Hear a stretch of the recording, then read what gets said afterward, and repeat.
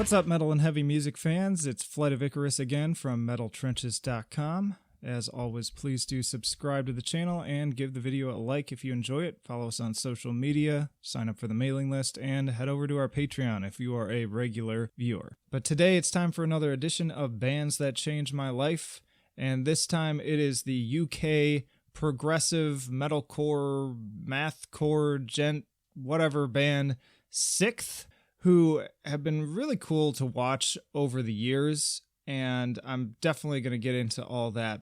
Now, I think my first encounter with these guys was probably the Bland Street Bloom music video, and if you haven't seen that, I have to tell you, just turn off this video and look that one up and go watch it, because it's definitely worth it. Incredible song, great visuals to go along with it, and I feel like that's just a great kind of summary of what to expect from this band.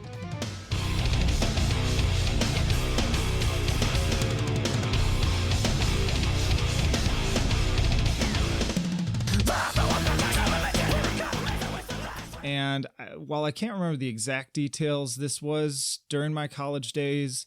I was starting to kind of expand away from just sort of traditional metalcore and trying some new stuff. And I had a guy in my dorm recommend some kind of off-the-wall stuff to me, like Horse the Band, The Number 12 Looks Like You, I Wrestled a Bear Once, things of that nature. So somewhere along the way, I think I just sort of stumbled into these guys because of the YouTube algorithm, just kind of continuing to recommend me videos, and that came up. That's the best I can recall it. I may be wrong, but in any case, seeing that video and hearing that song just completely blew me away, and it was like kind of a life-changing moment. I got super interested in them. I wanted to hear more, and the really cool thing about Sikth too that I've been really reflecting on a lot more lately, and I believe I've mentioned it in some of the podcast episodes as well, is that I kind of feel bad for Sikth, because it's like if they had come out just a couple years later, I feel like they would have blown up big. But they were like so ahead of their time, which is cool, because they were doing the djent thing really before anyone else in the more kind of core scene was doing it. They weren't the only ones doing it, but they were among kind of the early adopters. Because, I mean, Death of a Dead Day, which is their amazing second album, it's my favorite album from them, came out in 2006. And then I backtracked and discovered their previous album, Trees Are Dead and Dried Out, Wait for Something. That came out in 2003.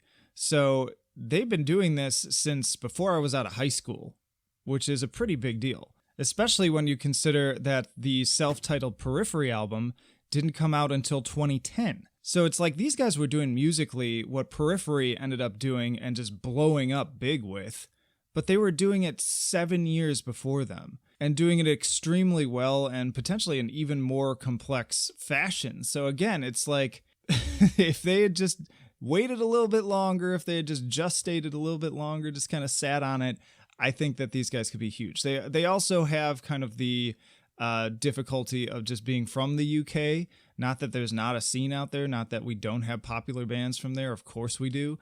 But it's just, I feel like it's easier for a fresh-faced American band. And then, of course, like with Periphery, you've kind of got these, like, you got this, good-looking front man. He's got this prettier voice. They kind of do sort of prettier songs, whereas Sikth are a little bit more experimental. So I just find it interesting. But obviously Periphery are influenced by Sikth. They even ended up touring with them when they made their comeback. And now they had a guest appearance on the latest album, Hail Stan.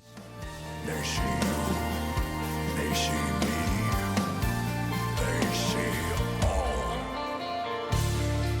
No children in the streets. But yeah, just rewinding again, like it was just so cool to listen to these old tunes, and I was particularly amazed by the dual vocals. They've gone through some lineup changes now, but they've always had Mikey Goodman, and then Justin Hill was kind of their longtime clean singer. And again, if you listen to Bland Street Bloom, you can really hear the difference between their voices. And they had such a cool interplay between them, because Justin was more just sort of the traditional screamer, singer, kind of your core sound dude, would fit in on pretty much any metalcore band.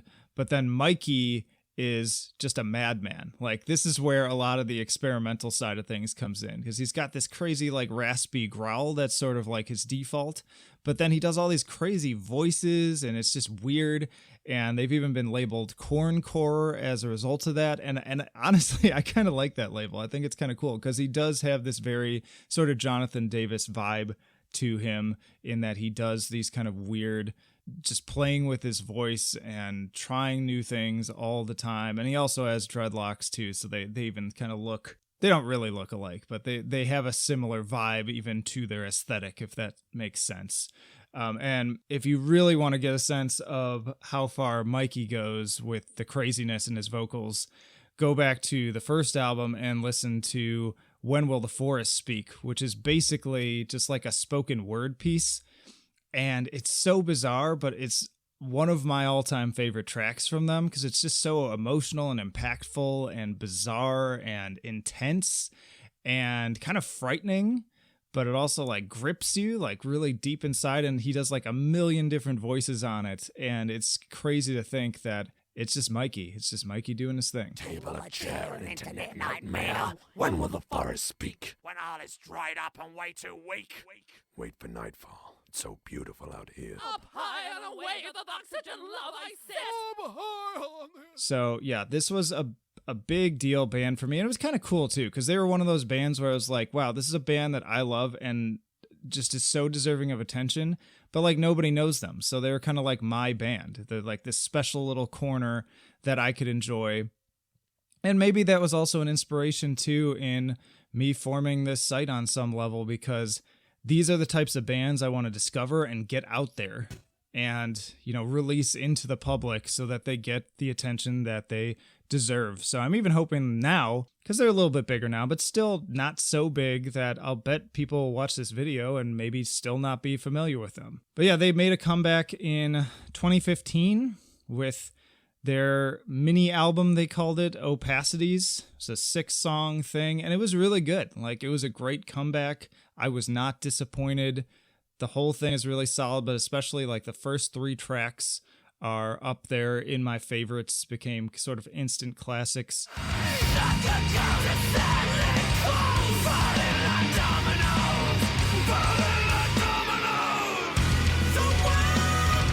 And then they followed that up with a full length called The Future in Whose Eyes in 2017. And this was after Justin had left, and they picked up a new vocalist. And I kind of miss Justin. Like, the new guy's cool, but the interplay between them just feels a little bit different. And maybe my ears just need time to adjust to it. I've just been so used to hearing Justin.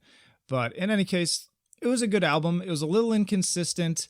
It's my least favorite of the, well, I don't know about that. Like, I have qualms with the first album too, because it's like so experimental that it's not something I really listen to over and over again. I'd say that The Future in Whose Eyes, I'd probably put more into my rotation than the first album, but I feel like it also has less to say and has less, of that legacy that their debut does. So that being said, I love Vivid, I love Century of the Narcissist, I like Weavers of Woe, and there's plenty of good tracks on here, but it's just not quite as good as especially Death of a Dead Day, which is by far their best and an incredible album that you should go out and find and buy and listen to over and over again. But I'm gushing on too long here. That's just sort of the basics of why Sikth is a band that changed my life, and why I hope it maybe changes yours too, or at the bare minimum, you hear it and are like, damn, I've been missing out on this. And you get out there, and